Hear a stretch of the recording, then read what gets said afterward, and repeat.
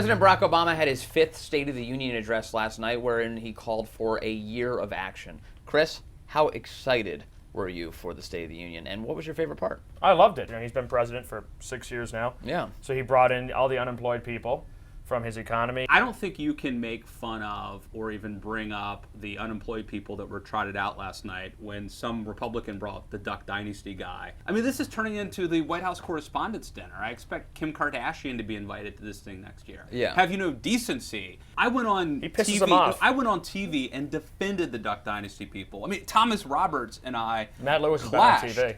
I'm sort of a big deal. Can I say that well, if there I you was go a again. famous person and I got invited to the State of the Union, I'd be like, oh, gee, thanks. You're inviting me to go sit in this boring chamber where people are falling asleep for an hour and a half? Thanks a lot. If you're unemployed, isn't it a point of shame, like, to be trotted out in front of America and be like, hey, this guy doesn't have a job? How about all the crap that Obama trotted out? Like, we were wrapping up the war again in Afghanistan. We're going to close down Guantanamo Bay. No, you're not. You said this 6 years ago. Nothing at all has happened on it. You're not going to do any of this stuff. He's touting energy reform, which is not because of him. It's in spite of him. There's nothing on federal land. I get the sense you guys are down on Obama. Everybody knows that Obama, it was essentially a perfunctory speech, a laundry list of things that he's not going to do.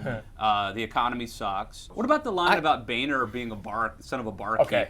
So they intentionally try to make John Boehner cry every year. I've noticed this the last couple of years. He'll like say something and be like, sweeping the floor in your father's bar.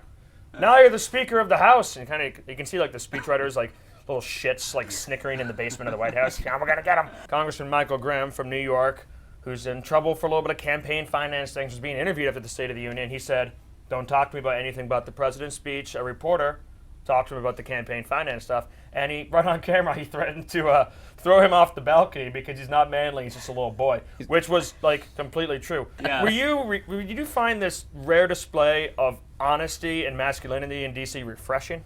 No.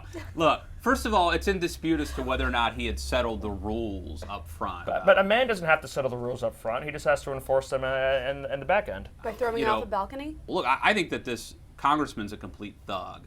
Yeah. And I think we should condemn it. I will, to the hilt, defend like the principles of journalism. At the same time, I hate reporters. You can attack a reporter in self-defense if he's armed with a pen and pad. How does he think this is a good idea? There's a camera still sitting on the tripod. He goes right back up to the reporter as if it's not recording and was like, let me tell you something. He goes, if you do that again, I would throw you off the balcony. It's an old Sicilian message. You're not even a man. I could break you like a boy. He says, I could break you like a boy. I don't know why he pulled that simile out. And this guy's like, well, what? I just was asking you questions. I didn't know I could not ask you questions. Maybe you don't poke and prod at, someone that's clearly in the mafia. Maybe this guy shouldn't have been really like cutting. Maybe you should have known better than to talk to Michael Grimm. Exactly. New York and New Jersey politicians, Republicans and Democrats, who've watched like The Godfather and Goodfellas one too many times and get off on acting like it. Fallon Grayson went up to one of our reporters and threatened physical violence against them. I don't suspect we'd be joking about it. One of us would haul off on him, and then we'd be in the news all over the place. Daily Caller reporter hauls off at Alan Grayson. Could you imagine if that video ended with the reporter taking a swing? That would have been great. I cannot be the only person who laughed when I saw that video yesterday. But I do. Like, everyone's like all judgmental about it. They're like, oh, this is the worst thing that's ever happened. I cackled. And okay, he's an asshole, but it was pretty funny. It was funny. And he probably I wasn't must going to break throw you. him. He was just going to dangle him. Yeah. You got any more opinions you want to share?